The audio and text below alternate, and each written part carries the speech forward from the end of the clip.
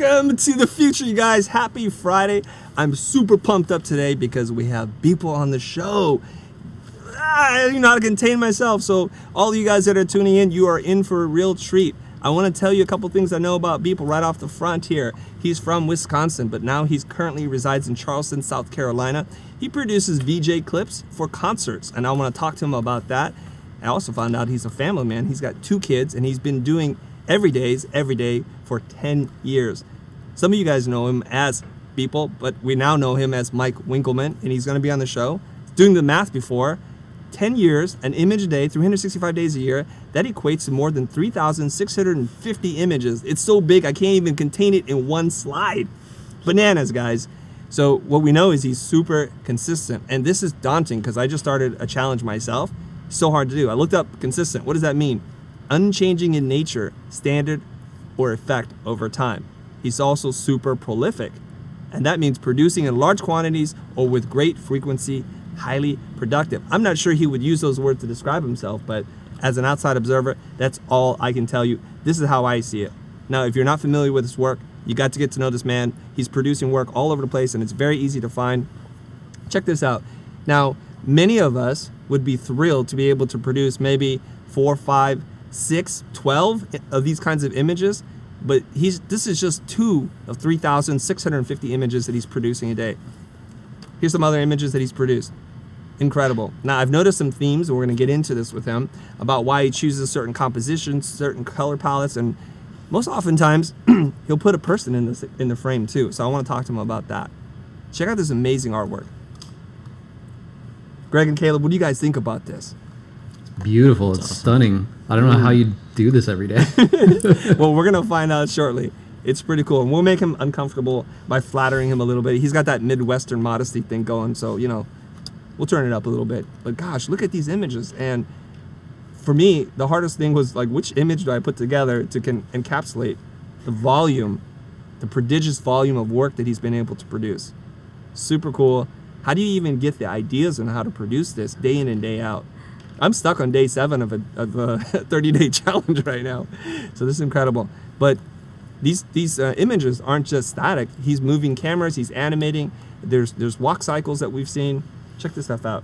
And the original music to these things are pretty aggro. And let's try to throw some music out. Okay, I know that's a little weird.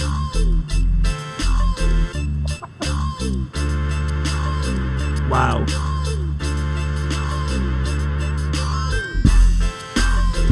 This one feels more appropriate for this kind of music.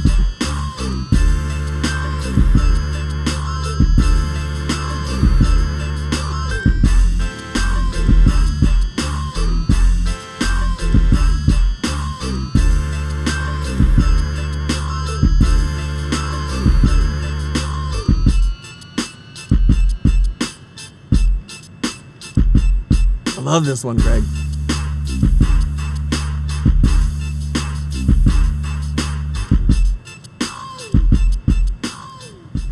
All right, you guys, we're going to keep this real. We're going to keep this raw. Erica, please roll the titles.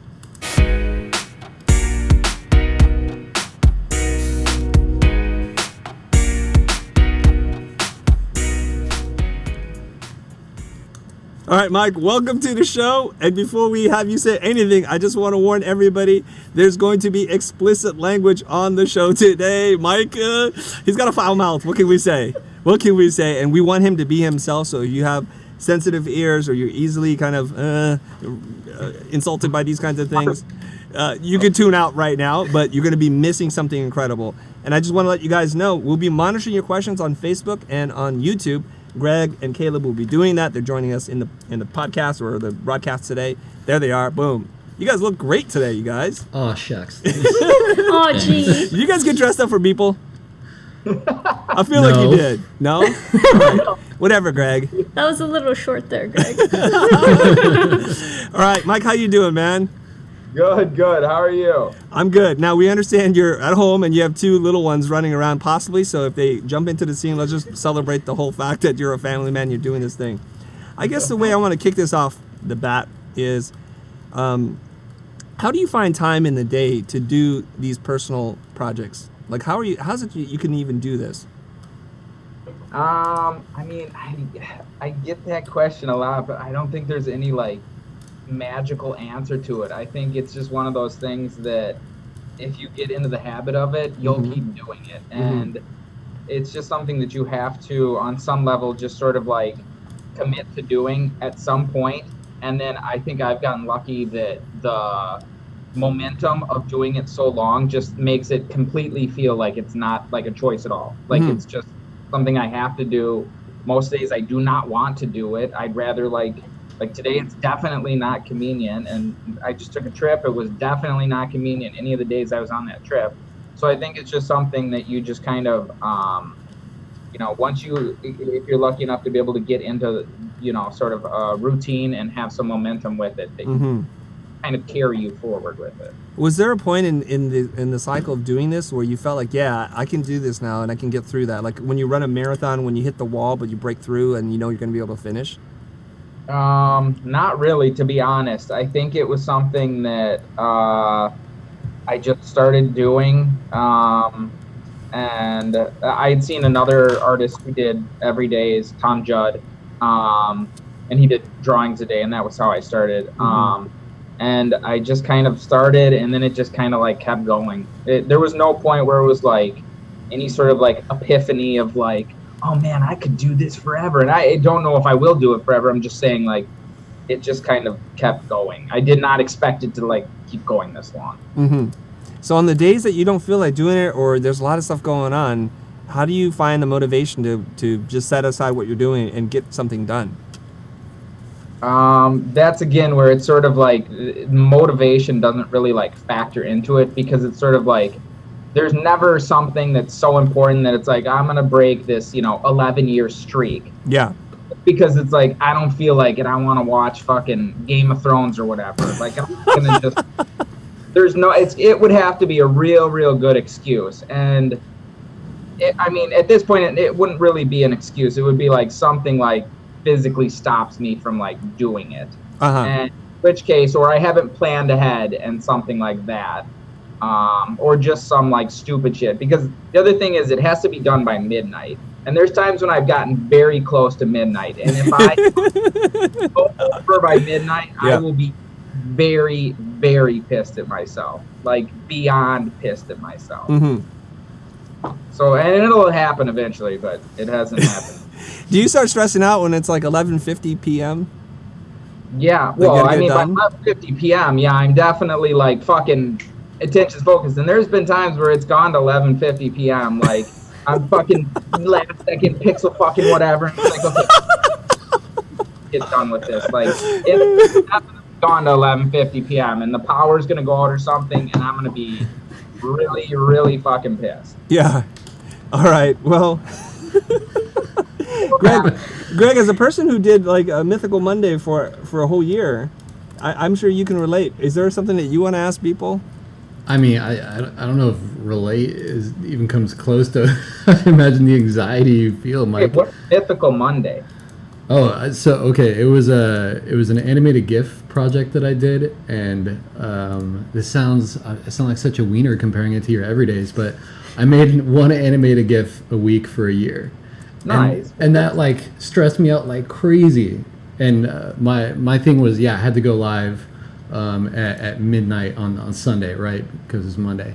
So sure enough, I would always wait until like 11:50 and then just be like, damn it, what am I gonna do? No, sorry, what were you saying? No, that's the story. Thrilling, I know. No, that's one thing a lot of people like ask me, like, well, why don't you just do like one thing like a week, like a longer thing? But if I was doing that, I would just wait till the last second. I wouldn't work on it every day. Yeah. So it's definitely, I would definitely work far less. I guarantee that if I was just doing one thing like a week. So I think a lot of designers and creative people can relate to this part, which is I think we need the pressure to make something. Like no pressure, no diamonds, right? My wife's always wondering, why are you waiting to days before you have to get on an airplane to write your talk? I can't produce under any other circumstance. It doesn't. The urgency isn't there. The fire, the need to make something isn't there. So, I think there's a whole bunch of people already loving you. Somebody's like, oh no swearing, please. Like I think sarcastically. And somebody's like, Beeple for president in all caps. And they're loving your accent too. So like, play it up, man. Just play it up. My accent? Yeah, I guess a lot of people, the Wisconsin thing, it doesn't feel like an accent to me, but. We can hear it though. It's lovely. I like it. Can hear it. Everybody else can hear it. All right. Caleb, do you have a question for him or Erica? Yeah. What is the most time that you've spent on a single daily before? Oh, that's a good question. Nice. There's been times I usually try and spend a little more time on the May 1st, which is like an anniversary date each year, and the end of the year. And the beginning of the year, so on the 31st and the 1st, I try and spend more time on those. And there's other times where if I have not often, but there's times where I have an idea oh, this could be cool if I do, X, Y, Z, but it's a lot to do. And I just so happen to have a bunch of time, usually if it's the weekend. There's been times where I've spent probably 10 hours on one. Oh my goodness. Yeah, there's definitely been times. There's times where it's I'll sit down at 4 o'clock on the weekends, and it'll be I'm just gonna spend just a little bit of time. Then we're gonna watch a movie, and we'll watch a movie in a little bit, and then I'll fucking spend 8 hours, and go almost. Do you find that there's any correlation between the amount of time you spend on something and the quality or your satisfaction of the work? There's a small correlation. Mm-hmm. Sometimes there's a correlation. There's times where it's I'll put in a bunch of time and it'll be oh, that's decent or sucks a little less than the other ones. But there's also many times where I'll put in a shit ton of work and it'll be this fucking blows. That was a goddamn waste of time. Or there's times where I'll do something super quick and it'll just I'll get lucky and it'll be oh fuck, it's done. Mm-hmm. And it'll be, half hour or something like that. Mm-hmm. So that does not happen very often, but. Well, you're a living testament to this idea, this experiment that was run. I think it was in a book called The Fear of Art that my business coach had me read many years ago. In it, they took 100 artists, they split them in half. They told 50 artists in a month, produce as many pieces as you can. Don't worry about quality or anything. And then they set them off on their way.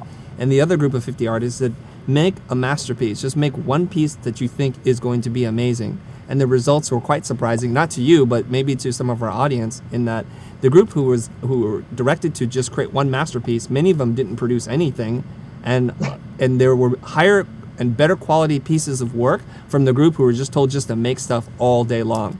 And so that is a testament to this whole fear of art thing, and you've been able to do that wonderfully. And I think you're a role model for everybody who's just holding on to that precious idea of perfection, that your deadline of midnight, you got to get it done and you got to release it into the world.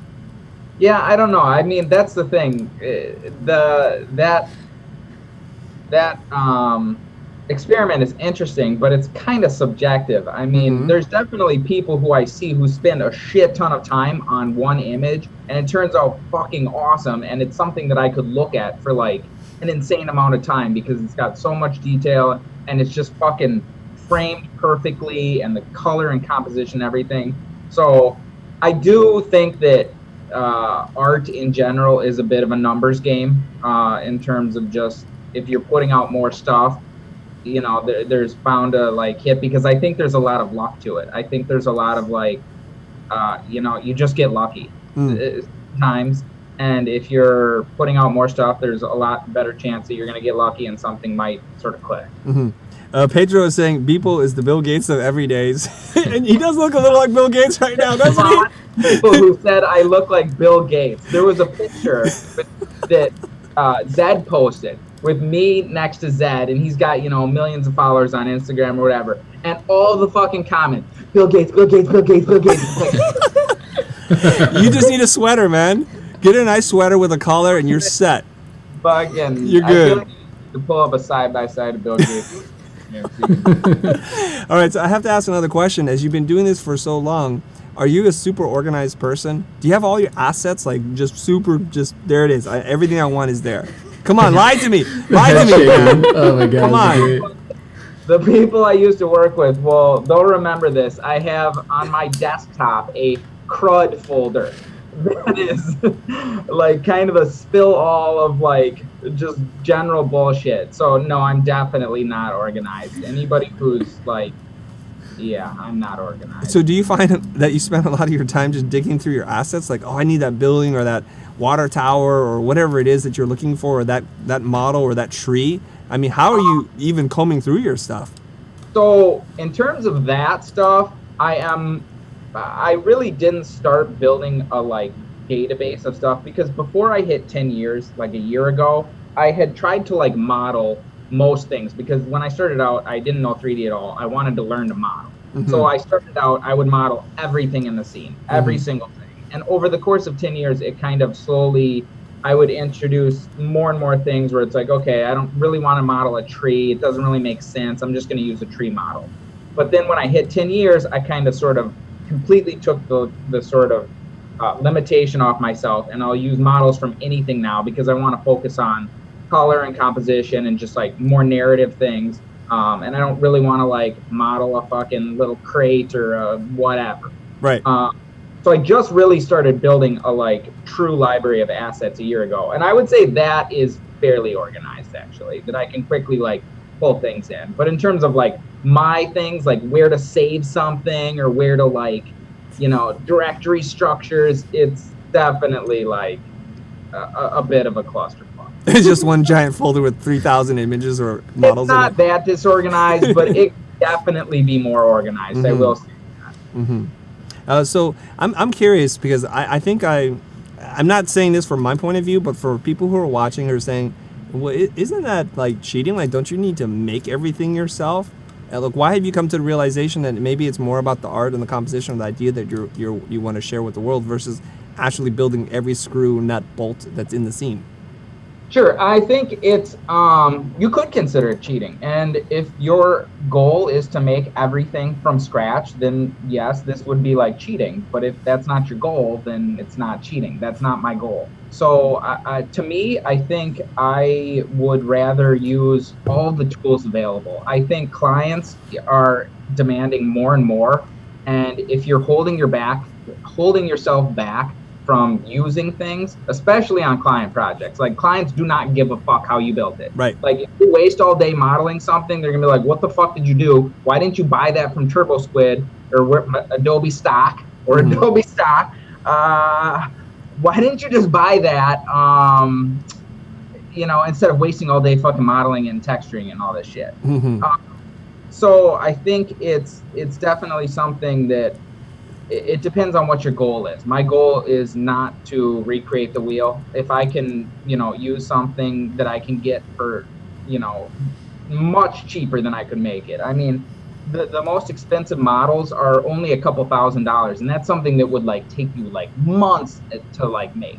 So it almost never, unless you need something custom, it almost never makes sense to like make it yourself. Now, something really stylized or weird or whatever, then obviously you have to make it, or you need a certain topology or this or that. But if you just need a fucking tree, don't model that fucking tree. Download a goddamn tree. Like that's client definitely for client work. Don't fucking model that tree. Okay. Now we're gonna get into client work, how you make money, how you make a living, and your whole financial empire, if you will, in a second. But I do want to share a little story with you, and maybe some other people can relate to this because. When I was getting started in motion design, I was painting style frames, right? Using Photoshop and doing photo comping, photo mashing things together. But what I was doing was I was creating all my own assets. Like if there was something I needed, I would run out and shoot it with a camera because I thought the rules were you had to make everything in your frame. And then I go and meet one of my clients, and there's a designer there. His name's Purdue, and Ron is showing me his set of storyboards. Instead of doing one set of boards, he has 7 complete boards with ideas. And I was sitting there scratching my head thinking, how is that you were able to create so much in the same amount of time, and I just barely got my first idea out? And he says, dude, I just went in and I grabbed frames from anywhere and everywhere, and I cut things up. I just want to get the idea out. And if we were to be awarded the job, we'd actually have to hire an art director, a production designer. We'd have to do casting and lighting and all this kind of stuff. I'm not really worried about that. And that was a giant shift for me. I remember getting into my car and driving home thinking, what a cheating little bastard. Like, how, that mother, you know, how could he do that? And I'm sitting here, and then I started to think, like, what is my hang up with this? At the end of the day, I want to win the work, and I want to be able to tell stories, and I want to learn how to be a director. That's what mattered to me the most. So I'm just kind of jumping in on what you were saying there. Yeah, I think these tools, like, I'm interested in using the most advanced tools available. Mm-hmm. Like, I want to use the most advanced render. I want to use the most advanced plugins because I want to be able to do like things as quick as possible and get my ideas out there as quick as possible. So to me, I see like using stock things as just an extension of that. Mm-hmm. It's another tool like a plugin or like the new version of Octane or something like that, that it's like, why wouldn't I use that? Right. It's available to me. It's like, it's available to everyone. Mm-hmm. So I think it's one of those things that it's just another tool to me. Okay, since we're on the subject of tools, and I think there are a bunch of people wondering what tools you are using, can you give us a breakdown of the tools that you're using, the software? Most of the stuff I use is Cinema 4D, Mm-hmm. and then Octane. I've been using some Redshift lately, but mostly Octane still, and then just like After Effects and Photoshop. Nothing Okay. too crazy. Okay, cool. I noticed when you were talking about Turbo Squid, and then you mentioned, I'm sorry, Adobe Stock. Are you sponsored by Adobe or something? Yeah. I knew it. I got you there. He's like, Keep this off the internet. Let's cut. No right. can do. All right. Hey, yeah, Adobe, are you listening? We use Adobe Stock, or is that what it's called? Stock, loving it. Love Adobe Stock, #1 Adobe Stock right now. Hashtag Adobe Stock, you guys. All right, we got to pay the bills. I get it. We need some Adobe love ourselves, so we'll get into that a little bit later. So those are the tools. Hey, Greg and Caleb, any questions from the internet that you guys want to throw at people? Yeah, there's a couple from YouTube. So Okay. Gustav asks, on average, how long does it take to make one of these every days? I would say on average it's probably like 2 hours. 2 hours. Okay. It depends on how much work I have that day in terms of like client work and how much ambition I have, or if I have an idea that's like, oh, this could be like decent or it could be interesting to explore, then I might spend more time. Or if I don't have, that much time, then I'll spend less time. But I would say that's average. And to follow that up, like in my mind, one of the scariest things is just a blank canvas, right? So Sure. where do you even start? Like, do you have a sketchbook full of crazy ideas that you pluck things from and use every day, or where you're staring at the screen? What happens? I can't draw at all, so I don't sketch. I usually will go on like Pinterest, or I've got like a Pinterest board of like everyday sort of general ideas. It's not like I've got it like, okay, Tuesday I'm doing this, Wednesday I got this, blah, blah, blah. It's definitely just kind of like what sort of like can get me at all sort of motivated to just kind of just start. And sometimes it's something very small. It's just like a general shape or a color scheme or a camera angle or something like that.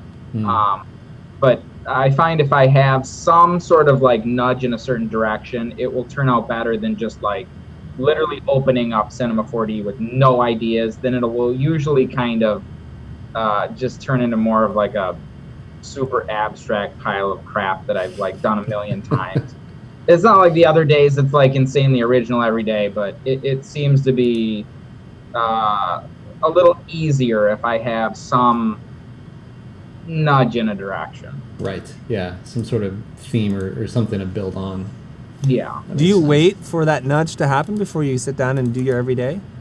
I wait to a certain extent, but I usually don't. I don't have the luxury of just like, I'm just gonna wait till I'm inspired, because I have like, it's like, okay, I've got like an hour and a half to do this, so Right. I can sit there and dick around for 5 minutes, but it's like I can't sit here and wait for an hour till the magical muse comes down and kisses my forehead with. I gotta just fucking sit down and put some shit out. So I try to like, get an idea, but sometimes it's just kind of like, okay, fuck this, I gotta go. Right. Okay, I think everybody that watches our channel knows that we don't just talk about creative things. You're a super creative guy, but we talk about business stuff too, and we were having a conversation before we went live about this very thing. So I got a lot of questions for you, and if you feel like I'm throwing a question at you that you don't want to answer, because that whole Midwestern modesty thing, I get it, we'll cover it up, we won't have to talk about it. and we'll just say pass. Okay, so I'm gonna throw some things at you. I asked Aaron Draplin this question on the podcast, and I want to ask you. It's like, where does your money come from? Like, you do freelance work. I know that you sell prints, and tell us what does the financial empire look like from percentages? Like, where does it all come from? The buckets. Almost entirely freelance. The prints is not very much. It's maybe 10% of the money, if less than 10% of the money. Actually, far less than 10% of the money that I make is from prints. Okay. It's definitely almost entirely just freelance work. Mm-hmm. Do you speak a lot? Do you get invited to speak, and are you paid to speak? So that's a good question. Mm-hmm. I have done some speaking gigs in the last couple of years. I've kind of started to do more of them just because I found it's just a fun way to like meet people, and just like, because I work from home too, like get out and like, I don't know we just moved to Charleston like 6-8 months ago, and I don't know anybody here. And I just like honestly don't have a ton of time to like hang out with people on like a day-to-day basis. So going to these events I find is like really great for connecting with people. So yeah, I've started to do those more. I haven't gotten paid for any of them, so I don't know if I should be asking for money for these. You should be thinking about it. That's a question for you. Yeah, we'll talk about that. I'll help you. I mean, I think not that you're asking for my help or anything, but I think I'm one of those weirdos where I think I enjoyed math and the idea of running a business as much as I enjoyed doing the creative aspect. So I'm some weird hybrid, right? I'm just smashing those two worlds together. I honestly enjoy like the money aspect of it as well. Mm-hmm. That's what drew me to like your looking at your stuff, the content you guys are putting out, is because I think, like you're saying, a lot of people don't like talking about that or are scared to talk about it. Whereas to me, that's interesting because it's like, that's how these projects happen. Like if you see like a big movie or some shit like that, like that didn't fucking just come out of nowhere. Like somebody had to pay for that. Like, and if it doesn't make money, it's not going to happen again. So it's like, to me, I find that interesting because it's what facilitates a lot of what we do. Mm-hmm. Well, we kind of accidentally bumped into it, but you make some money via sponsorship, right? Yeah, there is a couple things that I've done that are like sponsorships through Adobe, and then I just did a thing with Wix with the new website that I have, and I just went and spoke at Wix actually last week. So yeah, there's been a few things like that just more recently. Mm-hmm. Okay. And what percentage of that does that represent your financial empire? Still small. They're small? Yeah, it's definitely still mostly just freelance. Okay. And can I ask, like, are you the sole breadwinner for the family? Does your wife work? Yeah, my wife stays home. She was a school teacher, and when we had our first kids, we got 2 kids, 2 and 4. And as soon as we had kids, she stayed home. Mm-hmm. And do you ever feel like potentially that that's a lot of pressure to put on you in terms of like being able to rely on a freelance income? That you don't have much in terms of passive income set up. So if something like if you were to get sick or get hit by a bus and like, oh my God, now what is your wife and your kids going to do? Not really, because to be honest, I was very fortunate enough to have a dad who was a fucking super tight ass, and he very much instilled in us, and this again is maybe the Midwest thing of saving money. Yeah. So very much since I started working, I'm 36. I was definitely saving at least 10% of my money. The 10%. Oh, good for you. Into the 401k, and then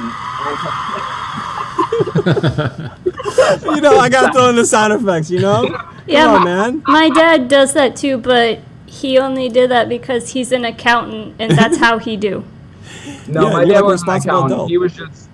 He was just tight as shit with money, and he was very much, talk to us about investing and, buying stocks. So that's actually probably the thing I'm most interested in, and I don't honestly get a chance to talk about it with any other designers, is like stocks and investing is another thing that I'm like really interested in. Mm-hmm. So, yeah, if something happened and I got, whatever, that we've got some money that we'll be fine. That's good. That's great to hear. That's fantastic. Like you're a responsible adult father and a husband. I like that. I'm not a responsible adult, but Do you have life insurance? I do not have life insurance. That might be something you consider. Yeah, we'd be fine. You don't want to give anybody incentive to like knock off the old man, huh? No. Yeah, it's just I don't have life insurance, but we've got enough money saved that we'd be fine. Very good. Okay. Well, I was thinking about this because I noticed when I was downloading your clips off Vimeo, you're like, these clips you can download for free, these VJ clips. I was thinking, okay, that's super cool. We'll be able to use these, and I don't have to go through some weird way to download the videos just for the presentation of your work. But I was thinking, why aren't you charging for these VJ clips? These are awesome. They're fantastic. Yeah, to be honest, I don't. There's sites where you can buy VJ clips. Yeah. But like Adobe Stock. Adobe Stock's one of them. You know what I mean? To be honest, I don't think that revenue model to me has never been that appealing. For one, I don't really like trying to like sell stuff. I don't really like. I already kind of feel like I'm spamming people with just the like work that I'm putting out, just the like everydays. So like being like, buy this thing, blah blah blah blah blah. Like, I don't know. I don't like that. Like a lot of people don't even know that I sell prints. Like people are constantly, I'll see comments where it's like, I would totally, you gotta sell prints. And it's like, fuck, I've been fucking like selling prints for years. Like, but because I just don't like, I'll usually send out one like tweet per year right before Black Friday or whatever. Right. That, like, I've got prints. Other than that, I like pretty much never like sell things. So that's one part of it. Two, I feel like VJ clips in general is something where, like if you're a VJ, I think you need a lot of clips. And so they're kind of like devalued in a sense. Like on these sites, they're really like, they do not sell for much. Mm-hmm. So I think it would, I don't know that personally, at least for me, that I think it makes more sense as a marketing tool than a direct sales tool. Mm-hmm. If that makes sense. Yeah. Because to be honest, how I got, I don't honestly, I've never had a demo reel. There, if you go to my site now, you will see none of the like commercial work that I've done. So everything that I've gotten has been from the personal work that I've done. Mm-hmm. So I look at that as one, just shit I want to do. And I just happen to be lucky enough that that is like something that brings in, freelance gigs. Okay. All right. Well, if you ever change your mind, I know the internet's going to hate me for this, but we could probably talk about how you can maybe put your images together and put it into a book and launch a Kickstarter campaign and sell art prints, right? I've definitely thought about doing is selling a book. There's a lot of these things where it's just like there's not enough like hours in the day to like, try and put this together and monetize this and blah, blah, blah. So I think it's, I'm not opposed to making money. Like, if we can just fucking make money for this shit that I've already done, I'm certainly fine with that. But yeah, I think it's just been kind of a swamped with the day-to-day kind of stuff that hasn't pushed me to sort of like specifically put a book together. Mm-hmm. Do you ever record or film your process in those 2 hours that you're cranking out a personal piece? No, that's another thing that I should be doing. You should. Easy content for you. That's a layup. Dumb. No, I know. I definitely should. I definitely, to be honest, thought of like different like Patreon models. I have a couple. Like I have an idea for one model, and I'm not going to say it here, that I think would be like a really like nobody's doing it, and I think it would be I don't know. I again, it just comes down to like hours in the fucking day and like yeah. All right. Greg and Caleb, Erica, you guys have any questions for Beeple? Yeah. So how's your location impacted good one. your work? Have you been able to get enough freelance work to support yourself, or have you ever had to have an additional job? So I actually had a full-time job up until less than 4 years ago. I worked when I went to school for computer science, and like halfway through, I was like, fuck this is boring as hell. And so I started doing design shit. And then when I got out of school, I got a job doing web design. And so I had a long stretch, and the job was super, super easy. And I was able to do like like most of the freelance that I did was at work. I would be working on like work for Eminem or like, fucking a bunch of different like big artists, and like people would come over and I'd kind of like hide the logos kind of like sort of they'd be like, what are you working on? It's like, this is just nothing, I don't even know what's around. So when I quit my job, I was actually making more money, about 50% more money doing freelance than the actual day job. So I was fairly like, I had a good like kind of ramp up there in terms of like freelance. And to be honest, like freelance was never something that I like kind of like sought out to do. Like it was never really like a goal, like I want to like eventually like do freelance. I really liked being in an office, and the people that I like worked with were like really good friends. So it was like, and I actually asked the like place that I worked, is like, is there any way I could still like come in here and just like do my own thing in the corner? And they're like, nah.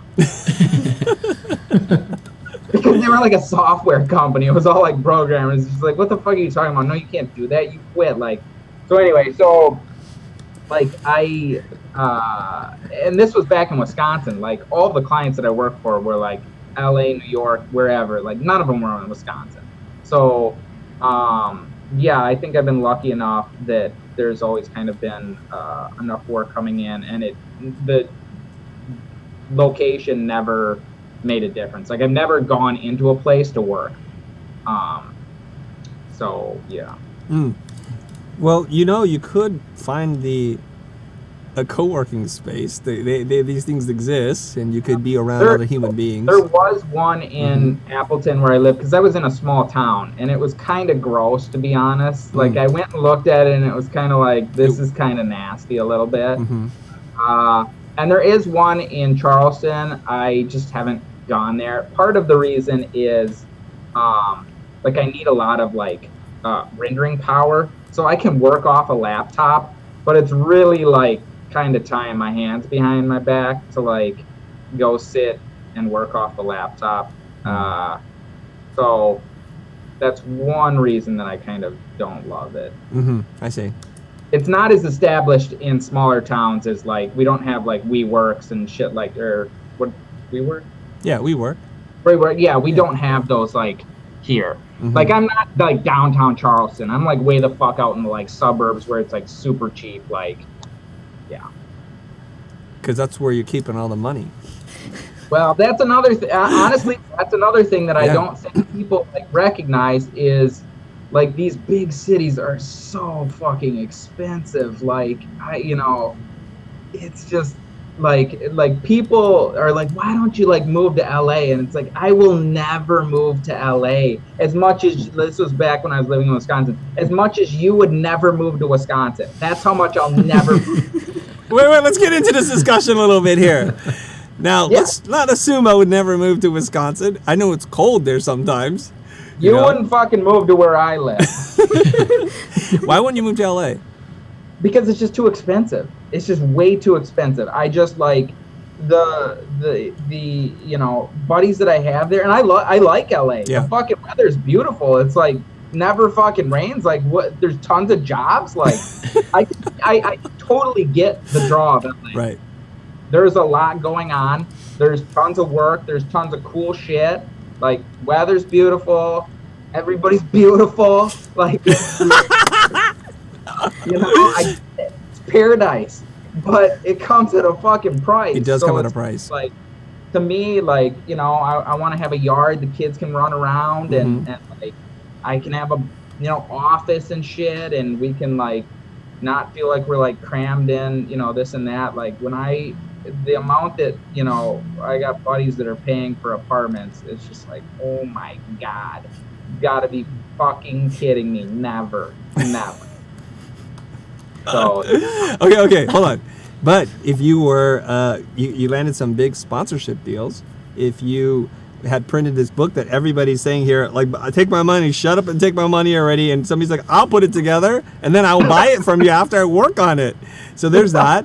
If you actually taped or recorded your screen while you're working and grew your YouTube channel, I'm sure there's a lot of people who would get in on it. Because I was thinking, I forget the guy's name. I want to say his name is Dean, but I'm not sure. But he's an ultra marathon runner. Like, he runs marathon like night after night.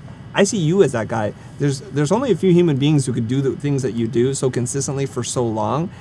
Maybe it's going to be a Guinness World Record at some point, but there's going to be people who are going to want to get behind that and support you. Maybe Red Bull wants to support you, you know, because you're just jamming, dude. Or Energizer as a battery company, or Duracell, you know. if you can hook those up, I'll hook it up.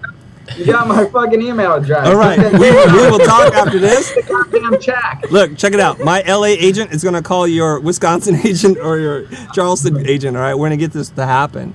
So it's been an interesting thing. So I have a couple other questions because I hear this a lot. I hear this from our community so much. Do you think your clients care where you live? My clients specifically? Yeah. No. They don't. It's never. So here, the other thing is, I don't like taking on new clients, to be honest. I like working with people that there's no drama, that it's like just gonna be some like chill thing where it's not like this like I don't want to work with assholes where it turns into this big ego fucking bullshit and the client, last second expectations. Like, nah, I don't want to. I don't want that shit. Like, I would rather work on something boring than with like cool people who are like chill. Mm-hmm. Like some crazy fucking prestigious thing and the people are assholes and it's super stressful. I don't want that like bullshit stress. So I don't really take on like a huge amount of like new clients. So the people that I've worked with for years, super good friends with, and I'd rather like work with a company that I've worked with over a long period of time, and like all those companies that I work with that I have like existing relationships with, they don't give a shit like where I live. Mm-hmm. Mm-hmm. So and there's a lot of people. It's not something that's ever like. It's never like, oh, are you gonna move to LA? It's like they know I'm not moving to LA, so it's not even on the like radar, I guess. Well, you had mentioned this before that you don't even have a demo reel, that you go to your site, it's like this is your personal work. You don't put up your commercial work. So most of the people, I assume, that are finding you through one of your many social media outlets and are just blown away by the work that you do, the spam that you put out there, as you call it. That's the most artful spam I've ever seen. That doesn't ask you for anything. It doesn't want your money.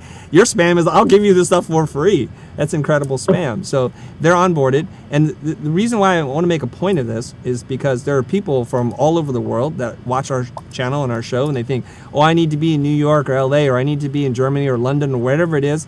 And the truth of the matter is you don't. And that's a cop-out, I think. It's because if you were Beeple and you lived in Cairo, you could pull this off. If you were Beeple and you lived in some remote part of town, which actually you do live in a remote part of town, you could still pull this off. And you have to start looking inward and saying, are you making something that's valuable, that's inspiring? Are you consistently out there and somewhat vulnerable by putting this stuff out there? And that's the problem that a lot of people in our creative community have, which is they want to get it perfect. And so a year goes by, 2 years go by, and the site hasn't launched, and the reel wasn't finished, or that personal project was never done. And I say this from experience. We've suffered from this too. We hang on to things. To be honest, I think people think that it's like I'm this, I just do whatever I've set my mind to, and it's like, no, I'm like really like I've been working on a short film, and I like fucking struggled. I should have worked on it this morning, and I fucking didn't. So I think that every days are kind of its own little sort of like bubble. Like, I totally get that. Like, oh fuck, I should have done X, Y, Z, and I didn't do it because of motivation, to be honest. Mm-hmm. And I also kind of like get the whole like I want to move to like LA or New York or whatever. I'm not like trying to like say that that's like dumb. I think there's something to be said, like those places have a lot of opportunities, and there's a lot of companies where they do want you to come in. Mm-hmm. And to be honest, honest, if you were somebody who was like starting out, like right out of school or something like that, I would recommend that you do not go freelance right away, that you go to one of those companies, because I think you're going to learn a lot more. I never got that. I think I took the long way, the long path. But I think there's so much to learn being around people who like know more. And it's like, oh, no, click on this.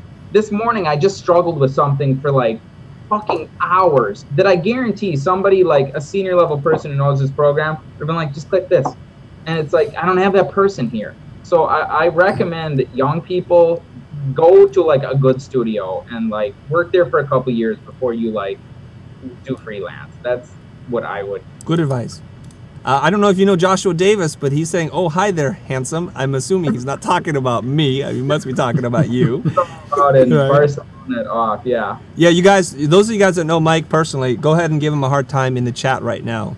Bring up some embarrassing stories, things that he would rather sooner forget, and we'll discuss it live on air right now. Please, do us a favor. Greg, Caleb, look out for those comments right now. Let's get those stories in there, like the time you got drunk and did something stupid. Brendan is asking, has your wife ever been like, this everyday thing, it's enough now? No, really? Not remotely. My family is like insanely supportive, and they have been from day one, but now even more so. Like my mom will be like, it's time to do it. Like we're just sitting around shooting the shit and it's like 9 o'clock. It's like, don't you have to do your everyday? Like she's that. I love that. They're insanely like supportive because they've seen what's come from it, and they've seen, they know how important it is to me. They know how, you know, serious I take, you know, the project as a whole. I think it's this tough sort of mix between like taking the entire thing like super fucking serious, that you're gonna commit to putting in like hours a day, but not taking each sort of day so serious that it paralyzes you from like putting out work, that it's like, nah, that sucked, tomorrow's another day. Yeah. So this weird kind of like balance between those two things.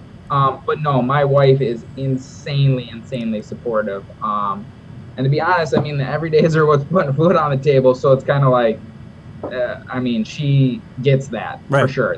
The like personal work is what brings in, you know, client work. So she kind of sees the whole sort of picture there. Right. And I think the other part about that is not being like a douche lord about like doing something like this, not being like, I'm an artist, like you need to work around my fuck that. Like you need to be like a human and like a fucking person first, and like, you know, if I have to do it at this inconvenient time, or I get, you know, interrupted because kids had a fucking blowout or some shit, then it's like, okay, well then, you know, I think trying to like accommodate your family's schedule will give them a lot, make their buy-in a lot easier, which will make it a lot easier for you to like stick with something like that.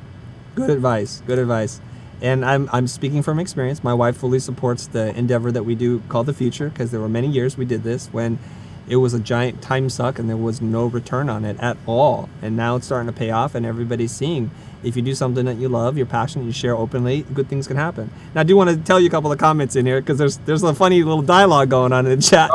So Katherine Adams is saying, hey, buy a house in East LA, it's still affordable. And Joshua Davis quickly responds, no, because he's going to want to move to suburbs of New York with me. So they're like fighting for what city you're going to move to, right? And then Perfect Hugh comes back, LA is where it's at. So, you know.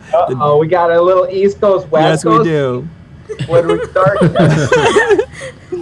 All right.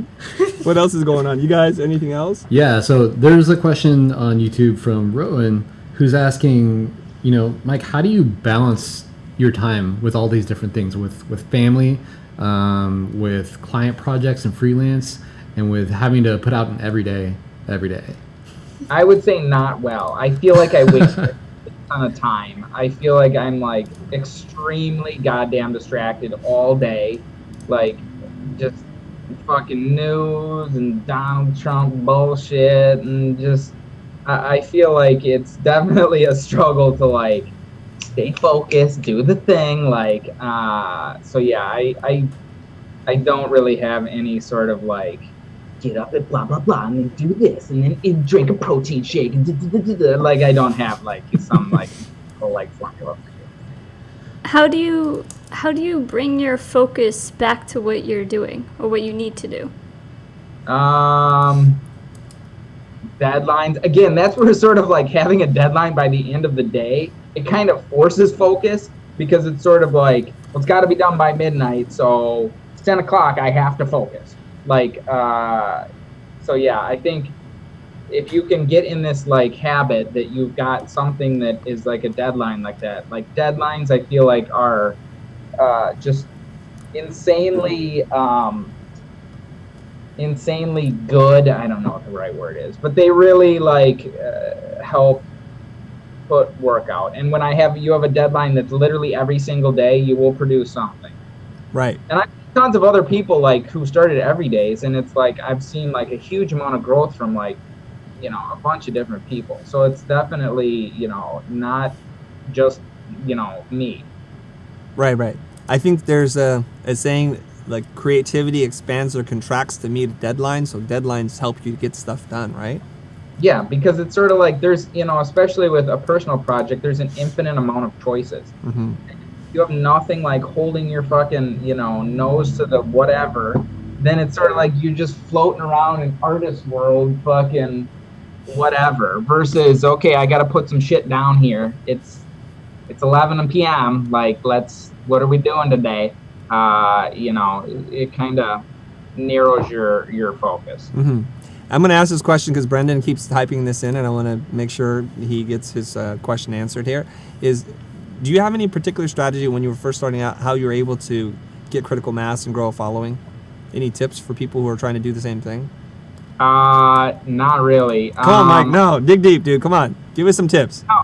Well, so here's the thing. When I started out, this was before Facebook. The first probably 2 years, I was just posting a website, and literally nobody fucking saw that shit. Fucking nobody. So there's been no sort of like, I would say the epiphany is do something for 10 years and just have patience with it. I think posting on all of the sites regularly, I think helps. Because I think with a lot of these sites, you don't really know which is gonna be popular, you know, years from now. Like I didn't think Instagram was gonna be as popular as it is now. Like back when, you know, it was like, oh, here's this cool filter app. You know, I didn't see that coming until it like got real popular. So I think kind of not putting all of your eggs in one basket, I would say, I guess, is some advice. Beyond that, though, I feel like I'm not very good at sort of like engaging with like audience on social media, just because it takes a lot of time. It's just not something that I've like done that much or feel, I don't know. I just don't engage as much as I probably should or could to kind of like grow my audience more, I guess. Mm-hmm. So it sounds to me like you're saying like you've been doing this for a long time, and it wasn't necessarily to get famous or to grow a following. You did it, and then when the platforms became available, and you do this more consistently than most artists, which is you post on pretty much every platform you can find, which makes it very easy to find you. Every day I post on Facebook, all these by hand. I don't have any like aggregator. That's one other thing that I would recommend is, and I asked somebody that actually at Adobe about this, and because I always suspected this, that if you use like an aggregator, it will kind of like ding, you'll get dinged a little bit on how much it will be shown to people if they see that you like push it out to all of the platforms at once. So I post natively on each one of the platforms, Facebook, Twitter, Tumblr, my website, Instagram, Site6. Yeah. Sorry, I didn't mean to interrupt your flow there. I was going to give you a bell for every platform that you mentioned, and I'm there with you. I really believe in posting natively. Well, you have to. I mean, you will definitely get dinged, Right. which I always suspected. And he was like, yes, that's Yeah. definitely true. That if you're not posting natively to the platform, if it can sees you're using some aggregator, it will like ding it and show your post to less people. Mm-hmm. And you mentioned before when you went to school, can you tell us what you studied in school and where you went to school? I went to Purdue University and studied computer science. Oh, wow. Purdue University is not really that like prestigious of a school. Nothing against people who went to Purdue. There goes the sponsorship from the school. I think people have this view of Purdue that it's a lot more prestigious than it is, because especially in Wisconsin too, it's like, oh my gosh, wow, that's Oh, jeez. You got into Purdue. from UW-Madison. Like it was like not as prestigious as you think. It's not private. It's not really that prestigious. It's got a good computer science and a good engineering like program, but it's not like fucking MIT or one of these things. It's definitely like it's pretty good. Okay, Mike, I have to say something. I feel like Midwesterners make a sport out of self-deprecation. You guys really let's try to one-up each other on that kind of stuff. I'm just curious about that mindset. Like, oh, cool. You studied computer science. You went to Purdue. You're like, nah, it's not that good. They let anybody in. It's not really good. It's not as good as Madison, and I got fucking rejected for Madison. They're regretting it now, though. Let me tell you. They're regretting it.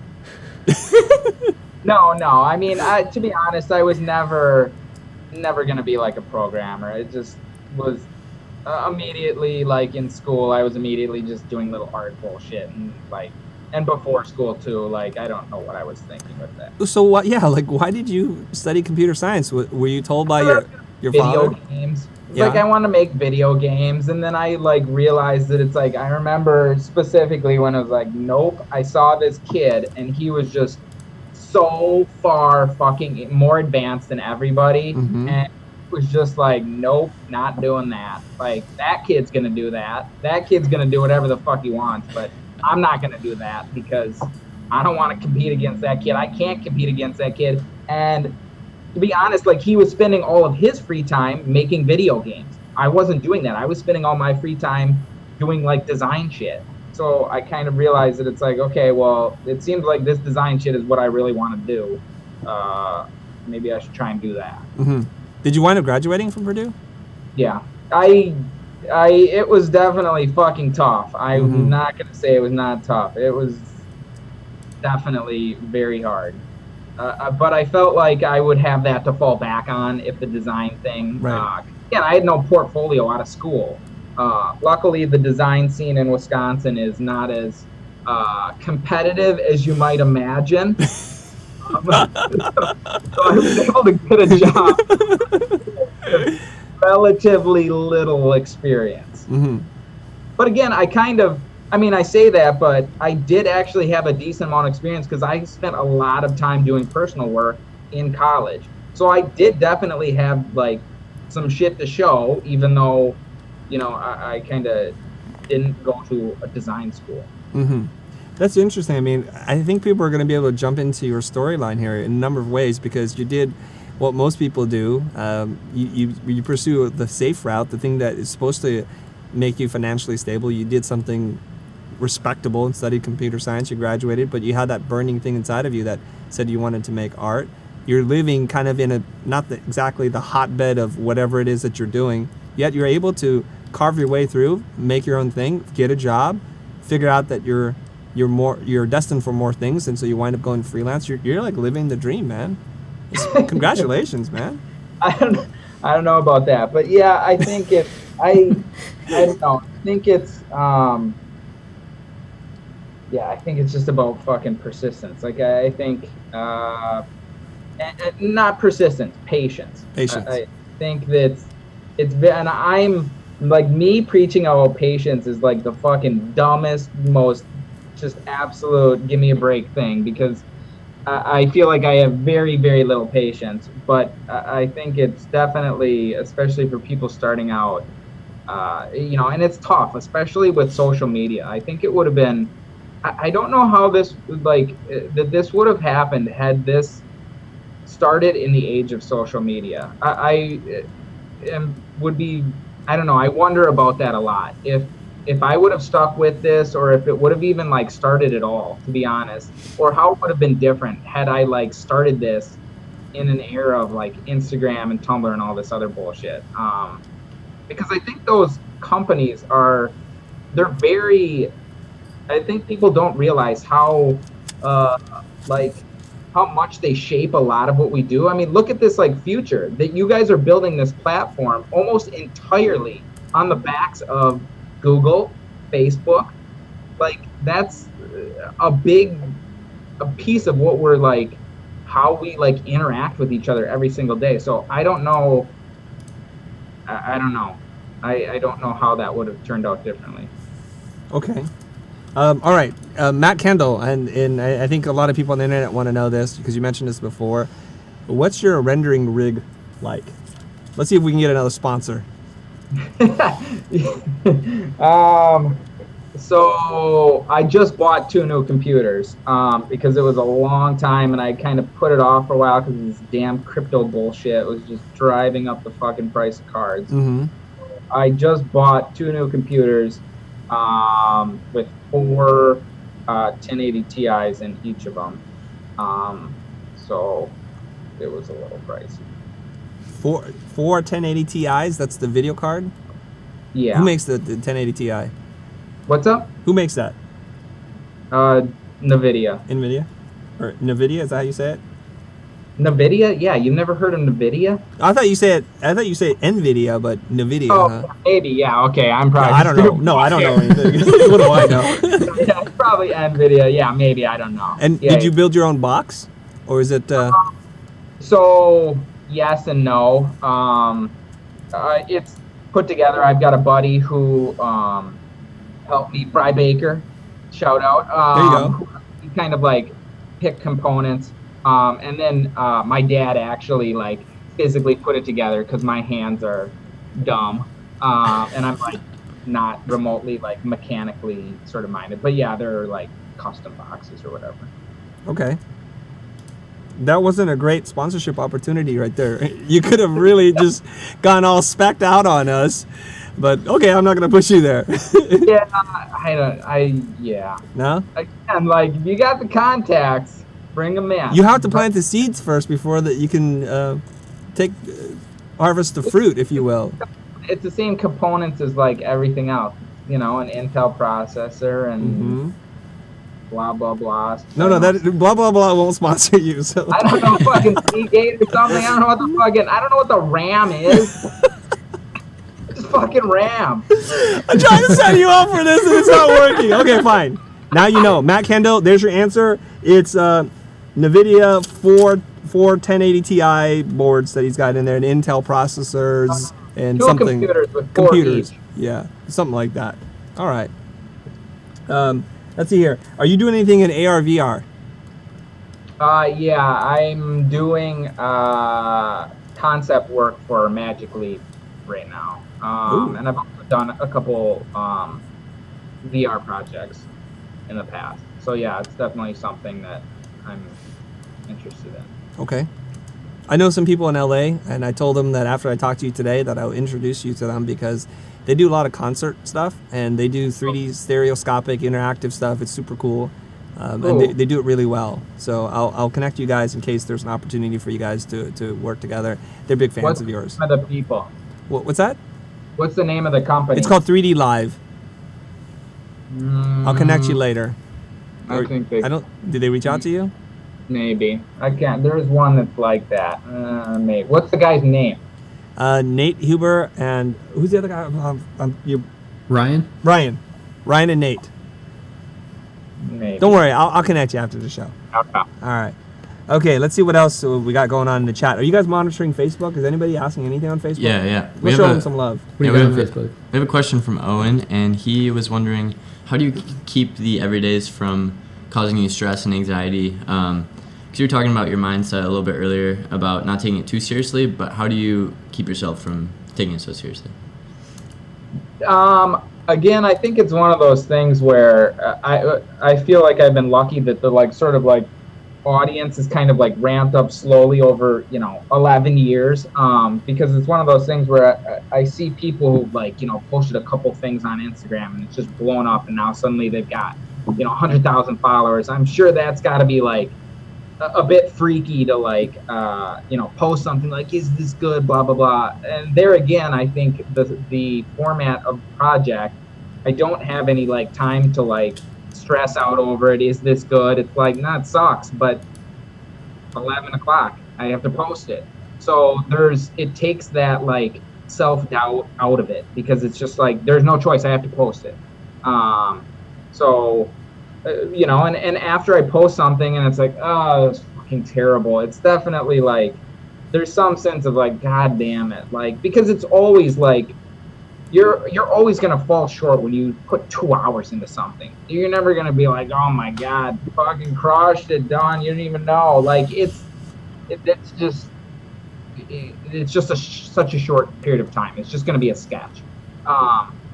So I think it's always going to be tough, but there again, you've got the next day. So it's like, okay, well, today I'm going to fucking buckle down and we're going to fucking crush it today. So I think it's one of those things where you can only get so butthurt about, 2 days ago, when you've already made, it's on to the next thing. It's like, there's no, like, you can't regret the last thing, because you have to, like, be focused on what the fuck am I doing today? Like, fuck yesterday. Yesterday sucked, whatever. Let's try and make today not suck. You can't get too in your head with it, I guess. I love that thinking. That's so refreshing to hear. It's like, I don't know. That's really great. I have a question on YouTube. It's from Andy, and Andy asks, what would you do every day if you didn't have to do every days? If you couldn't do every days, not have to, right? Because he wants to. That was their question. Yeah, I get it. If I wasn't doing every days, you'd be doing every other days. What would I be doing? I'd just be watching TV or some shit more. I don't know. Like, I would just be like lazier. Fair enough. Yeah. Okay, asked and answered. What do you want? There it is. Yeah. Done. Now you know. What else is up? So this question, and I'm almost kind of scared to ask this question, although I don't think it'll matter at all. But quite a few people, at least on YouTube, have asked, do you ever plan on stopping? Why would you be scared to ask that? No, then other people are like, don't ask him that, because maybe he'll stop or he'll think like that's never crossed your mind before. I don't understand the mentality of like, don't ask me that. Like, it's gonna break me. No, I don't have a plan to stop, but I can't, like, I'm gonna do this forever. Like, that sounds like a fucking long time. Like, I'm gonna do it today. Pretty sure I'm gonna do it tomorrow. Being like, I'm gonna do this for the next 30 years, whatever. Like, that seems a little like daunting. So, I think, to be honest, the reason I started doing this was to get better, and that need to get better, and that desire, and that like looking at other people's work and just feeling that they're absolutely fucking crushing me, and that I really like need to like do whatever I can to get better, that has not changed at all. Like, I still go on the internet and look at people's work and it's like, fuck, I can't do that. So it's like, so the whole reason I started this, like, nothing's changed. I've gotten better, for sure. I've gotten better. I've seen improvement, but I still look at people's work and it's like, nope, not there, not even close. Like, so many people's work, like, not even close. All right, people, I have a new segment I want to play with you. It's called Verses, but before I get to Verses, I want to read something from the internet here. They're saying that, man, won't you just do a training course or something? And how dare they mention some competing network? How dare you guys watch this channel and mention somebody else? No, that's cool. What did they mention? No, we're not going to talk about them. Come on. You can read the comments after the show, guys. You guys, you're about to get, whoever wrote that comment, you're gonna be put in a timeout box any second right now if you do that again.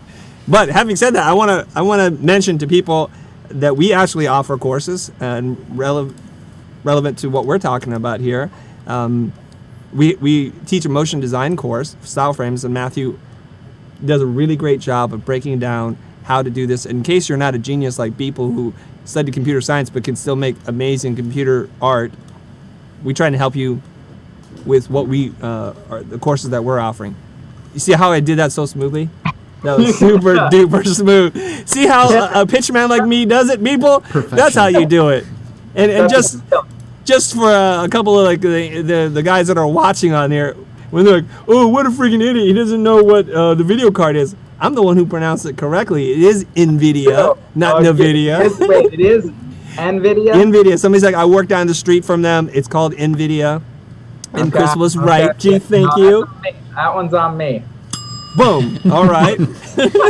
All right. Now we're gonna do this thing. It's a very short segment. It's called Versus. Let me hit play here. Boom. Let me get some bell fight here. All right. Here's what we're gonna do. I'm gonna present you two scenarios. You have. Oh, I need to share this with you, don't I? Nah. Who cares? You don't need to see it. I'm gonna throw up two words, and you just pick one or the other. Okay? See if we can stir up some controversy.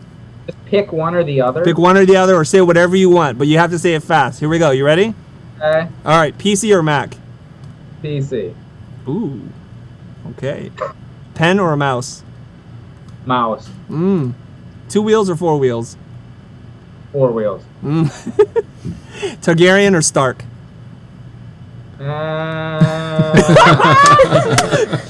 Fucking. I don't. Their names. I don't remember all their fucking. Oh my names. God! I thought you were a Game of Thrones fan. No, I am a Game of Thrones fan, but their fucking names are so fucking weird that I can't remember, like, Stargaryen, House of blah, blah, blah. Okay, I'll give you one pass. That's okay, Targaryen? Good. All right, good. Okay, next one. Marvel or DC? Marvel. Nice. Good choice. Last one. Pepsi or Coke? Coke, I guess. Oh, come on. You got to say it more emphatically than that. Coke. All right, there you go. Okay, thanks for playing that segment with us. Sponsorship Coke. We're trying to get sponsors here, man.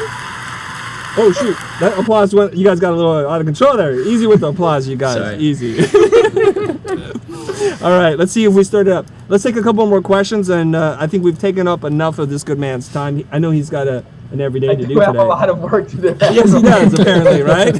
He's got children to raise, a wife to talk to, and things to do. So a couple more questions, and let's wrap this part up. But I have one last question. One more segment. But you guys, what do you got for me? Yeah. I have a question myself.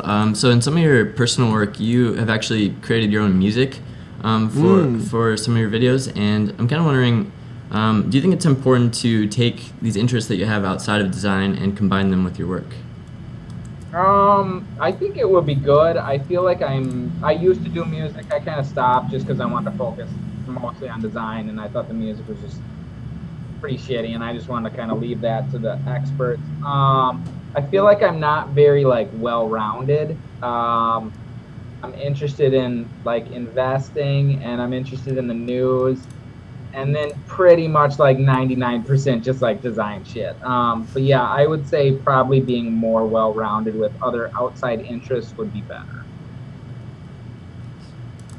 Is that what you wanted? Yeah, that's great. All right. Andy Nicholson is saying thank you in all caps, people. Mike, not just for this, but for your attitude and inspiration. I appreciate that.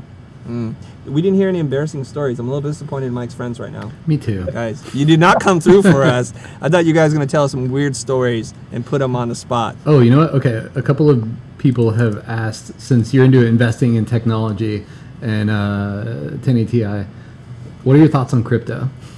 The show just went to a weird place. Yeah. But, okay, go ahead and answer the question, Mike.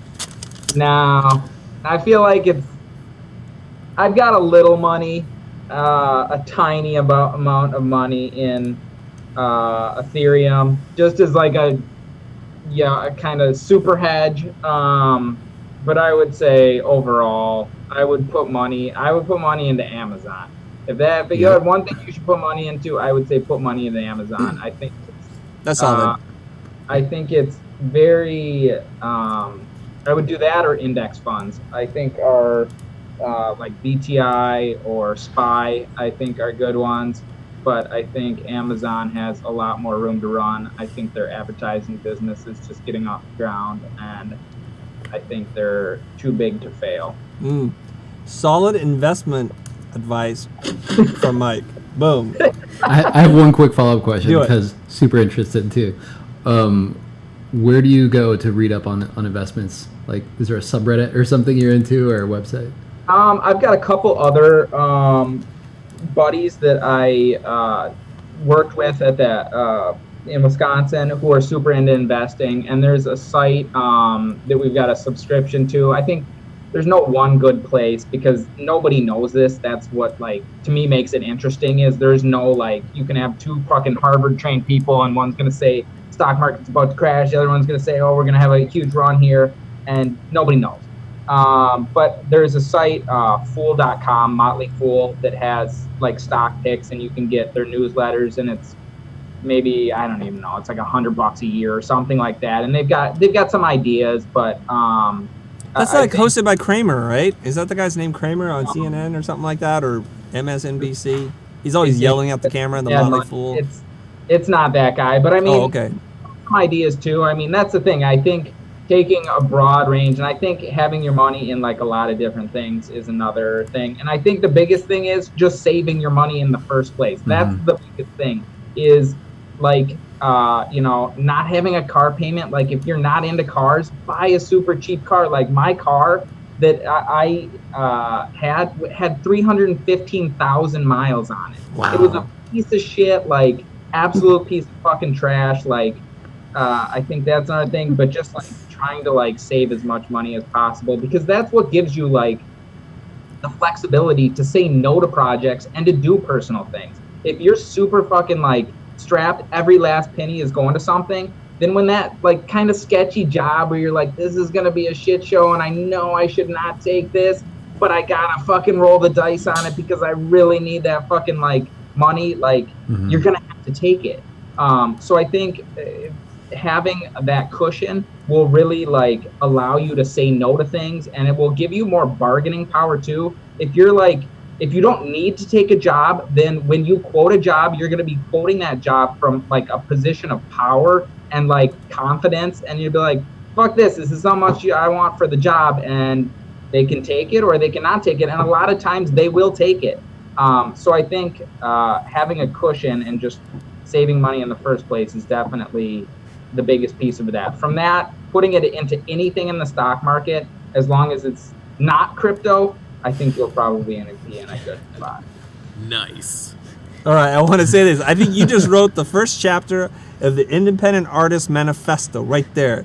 Don't spend a lot of money, save it. That way you have the power. Write the rest of the book. Come on, man.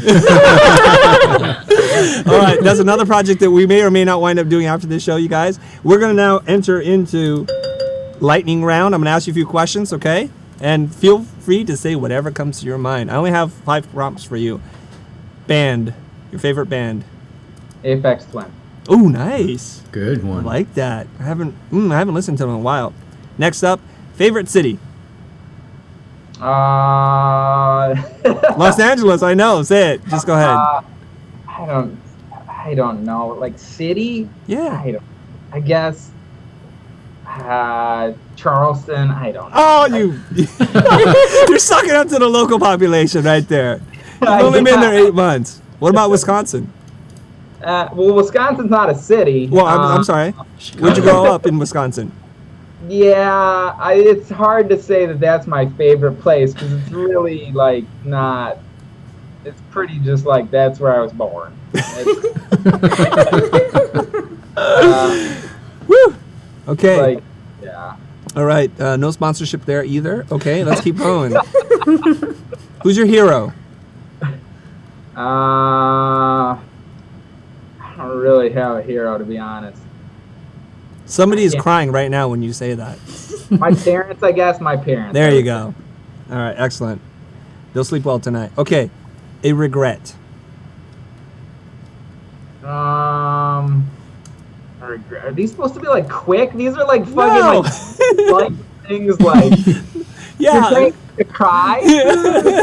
I'm trying. A regret. I mean, I regret when I'm like fucking lazy and like don't do the work that I should be doing. Like I have many regrets throughout the day of wasting time. Like that's like wasting time, I guess, is a regret. Are you trying to hint at the quality of this show? No, it's just I don't consider this wasting time. Like, it's been super interesting. I don't consider this wasting time. I consider fucking looking at Donald Trump bullshit or whatever. That's wasting goddamn time. All right, last one. Name a guilty indulgence. Guilty indulgence. Eating shitty food, I guess. Like what? Ice cream. That's not too bad. What flavor? Well, what did you expect me to say? Black tar heroin? Hold on. I know this is not the right sound effect. Where's my bong hit? It's fucking math. Yeah,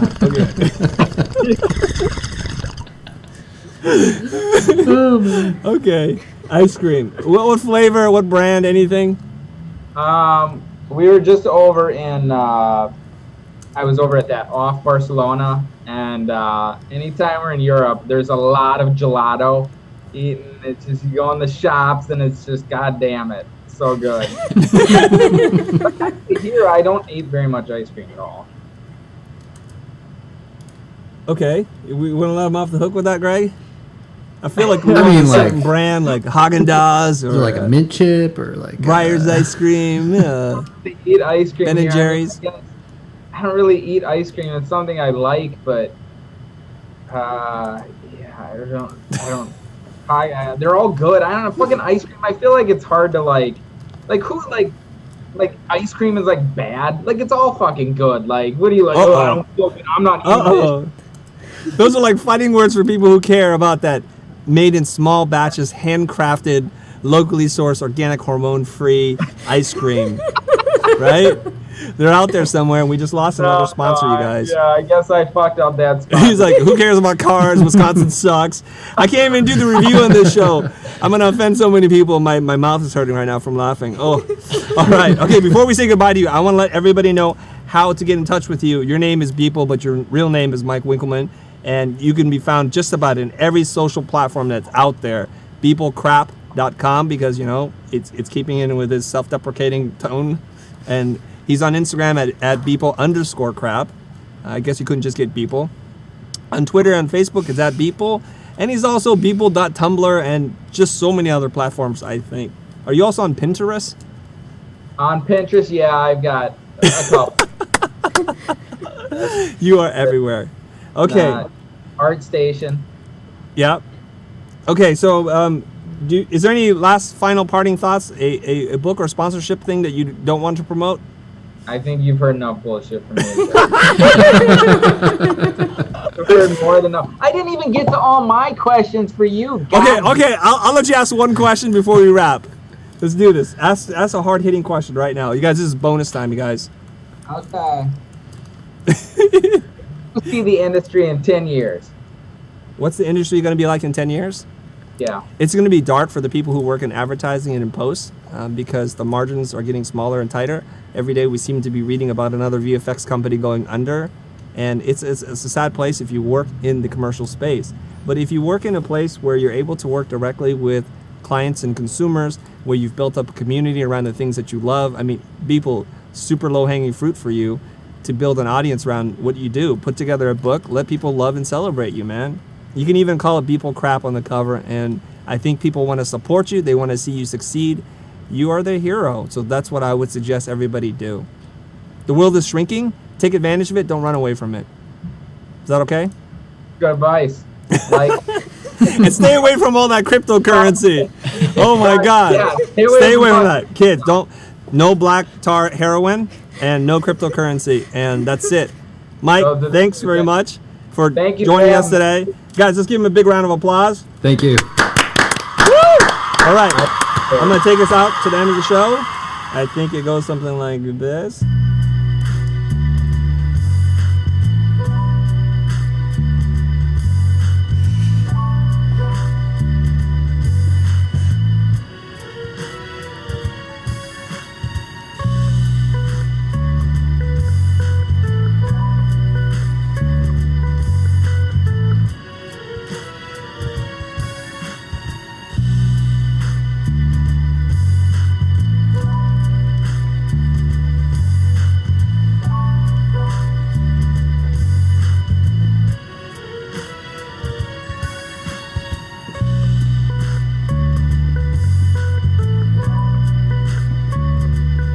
Neue.